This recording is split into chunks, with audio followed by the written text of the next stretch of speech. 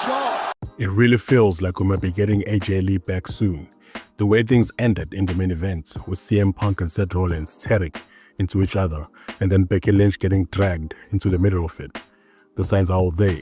WWE doesn't drop those kinds of hints for no reason. When Becky got caught up in the post-match chaos and CM Punk threw one of those little jabs that felt very pointed, it's hard not to think they're planting the seed for AJ to walk back through those doors. And if that happens, trust me, the reaction is going to be insane. People have been waiting for AJ to return for years. She was one of those most popular wrestlers on the roster.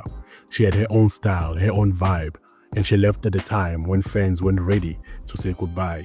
So if she comes back now, especially tied to Punk, that's huge. But here's my thing, and this might sound crazy. I'm already over this CM Punk and Seth Rollins feud. Like, don't get me wrong, it's been cool seeing them face off.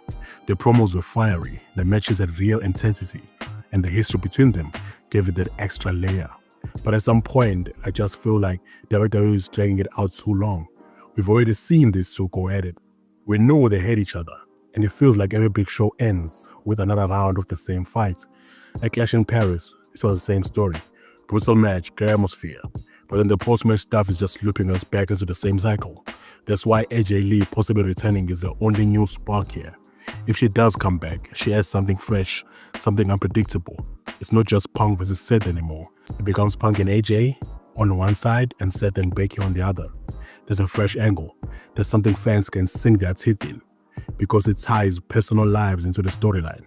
And WWE loves blurring the line. But until AJ actually steps foot into the ring again, this feud is starting to feel stale. And that's why I'm torn. On one hand, the AJ tease is exciting. On the other hand, I'm tired of watching Punk and Rollins go into circles. Honestly, this is how I see it. If AJ Lee is coming back, then Clash in Paris was a turning point. There's a signal flare. WWE just shot into the sky. If she doesn't come back soon, and we just keep getting Punk versus Rollins, then I think fans are going to burn out, because I know I already am. I respect both these guys. They're incredible wrestlers, legends in their own ways. But at the same point, even great rivalries need to move on before they start to drag. So yeah, Clash in Paris was exciting for me, but it wasn't exciting because Punk and Rollins. It was exciting because it feels like we're finally about to see AJ Lee return. And if that's where all this has been heading, then I'll take back my complaints. But until then, I'm just sitting here like, okay, cool, but what's next? Because if the answer is just another Punk versus Rollins match, I'm already over it. One of his great rivals, a style steal in this industry, steal from the best. Man, WWE really missed the chance to do John Cena versus AJ Styles in Clash in Paris. I'm telling you, that could have been one of the best matches ever. AJ Styles is insanely over there. Every time he steps out, the crowd goes nuts. Chants everywhere, energy to the roof. And Cena in his last time wrestling in Paris. So it's a perfect farewell moment. A phenomenal one, I guess the greatest of all time. The crowd just losing it. It's a feud that makes so much sense. Styles has that attitude, that speed, the crazy in-ring ability, and Cena has that experience, the charisma, and the connection with fans. They play off each other so well. You can make a story out of respect, competition, and legacy. AJ coming in full force, Cena trying to show he's still one of the greatest, and the fans getting everything they've ever wanted in a dream match. The storytelling writes itself, and the hype is already there. AJ Styles doesn't need to be built up. He's already a star. The Paris fans love him. You could have opened the area with a full pop just for him. Cena is leaving. Fans are emotional. Everyone wants to see him go out on a high note. Putting them together makes total sense, yet WWE went a completely different route. Instead, Cena wrestled Logan Paul. It was entertaining, fine, but it didn't have that historic feeling. There's no emotion, no storyline payoff like Cena versus AJ could have given. What makes it worse is thinking about the timing. Clash in Paris is huge, international, a kind of show that people remember for years. There was a moment to create a story that would last forever in fans' memories, and instead it felt like a missed opportunity. Styles has been dominant, ever phenomenal. Literally, you don't get a better chance to put him against legends in a stadium full of screaming fans. That's exactly what kind of match that could have headlined any major show. And think about what it would have meant for both wrestlers. For Cena, it's a legendary final farewell in a major European city. For AJ, it's proof that he can go toe-to-toe with a WWE icon in front of an insane crowd and still feel like a star. For fans, it's everything they want, an unforgettable moment. storylines coming together, a match that feels meaningful. They had the timing, the setting, the talent, and they didn't pull the trigger. Honestly, it hurts even thinking about it. Cena vs AJ would have had everything: emotion, storytelling, incredible in-ring work, fan reaction, history. They could have given AJ a huge spotlight, Cena a different send-off, and fans a match to talk about for years. Instead, it was solid, but forgettable. There could have been a legendary moment, a career-defining feud, and WWE just skipped it. And that's the thing. I keep thinking about it because it wasn't just a match. It was an opportunity to make wrestling feel alive, to make a show feel historic. AJ's style is phenomenal. The fans love him. Cena's living. It feels so perfectly. WWE had all the pieces, and yet somehow it didn't happen. That's what really stings. Let's recap Clash in Paris. Finally! Reigns gets his hands on the man who stabbed him in the back! Roman Reigns is at a point where he doesn't even feel like a wrestler anymore. He feels mythical. Like WWE made him into something way bigger than the actual company. When he walks out, the crowd goes insane because it feels like an event all by itself. The match with Bros and Reed actually delivered more than I thought it would. Bros came out swinging, and for a second, I thought they might actually shock everybody and let him win. But Roman dug deep, and when he hit that spear and got the win, it felt right. The parts I love the most though is how they didn't make Bros look weak at all.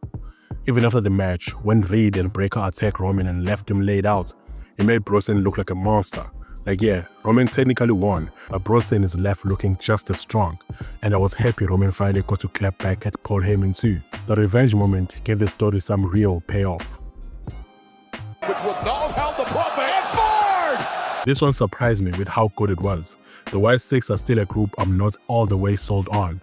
I've been honest about that, but I've gotta admit, they're working really hard to carve into their spots. The match really helped them. Street Profits were so good here too. They didn't feel like underdogs just filling time.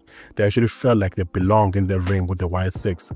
I never thought Street Profits were winning, but I liked how WWE gave them moments where it looked possible. They kept me hooked. The White Six are definitely creepy and chaotic, but they've been improving, and I'm starting to see why they're getting the push. Oh, driving Becky. Head. Going into this, I knew Becky wasn't losing. She's way too important right now, especially as champion. She's just at the level where you don't even question it. Becky retaining was always the outcome. Nikki Bella, though, still looks strong. She came in with a ton of energy, and she honestly looked phenomenal for this stage in her career. The thing is, she doesn't feel like a threat anymore. You don't watch Nikki and think, oh wow, she might actually take the belt tonight. It just wasn't believable. I don't know where she goes from here, but I do hope they give her something that keeps her looking strong, because the crowd still respects her. Becky winning wasn't shocking, but it still felt satisfying. What are you thinking about? Kill a man! White lies! This was pure heavyweight wrestling, and I loved every second of it. Sheamus is seriously one of the most underrated wrestlers in WWE history. He can make any opponent look like $1 million, especially when it's another big guy like Rusev. He got that old school heavyweight vibe, just big hits, stiff shots, no nonsense. Rusev has been on fire since coming back, and this feud with Sheamus might be the best thing he's done in years. It was hard-hitting, brutal, and exactly what you want from two powerhouses. Everyone kind of knew that Rusev was winning, but the way the match was put together made the journey to the finish feel really important. Sheamus gave him such a good fight, and that win actually meant something. It felt like Rusev truly ended, and now he feels like he's back on top form again. Attitude adjustment collapses into the cover. This match was way better than I expected. Cena is on his retirement tour, so every match feels like it could be his last big one. And Logan Paul is okay as an opponent. The match has so much going on: false finishes, wild spots, big moves. You can tell they wanted it to feel like a major clash of eras. There were legit moments where I thought Logan might actually steal it, which is saying something because Cena is usually booked like a Superman. They kicked out of finishes like crazy, and it almost felt like a video game at times. But Cena pulling out one of those two unnecessary adjustments, plus breaking out stuff like a code red and a stance clash, just showed he was throwing everything he had into this, and the crowd loved every second of it. At the end of the day, Cena winning just felt right. He's still more over than anyone else in WWE, and this match reminded everyone why. I hate you! I hate your stupid family! This was total chaos, but in the best way. 4 guys who are all insanely over, fighting for the World Heavyweight title in Paris. No way they wasn't gonna go crazy. Seth Rollins has been such a strong champion, and I honestly didn't think he was losing here. Still, the match kept me guessing because people got moments where it looked like they were about to pull it off. LA Knight is still insanely over. By this point of giving up on him winning the big one, WWE just doesn't seem to really pull the trigger with him, even though the crowd is desperate for it. Jey Uso has basically solidified himself as a permanent main event guy, especially in Paris, where the fans were crazy for him. CM Punk, of course, wasn't in the middle of everything, because that's just Punk. He's never going to be anything small. The ending was wild though. Rollins hit the last ride on Punk, but before that, Becky Lynch shows up in a black mask, sneaks into the ring, and low blows Punk. Punk so Seth can take the win.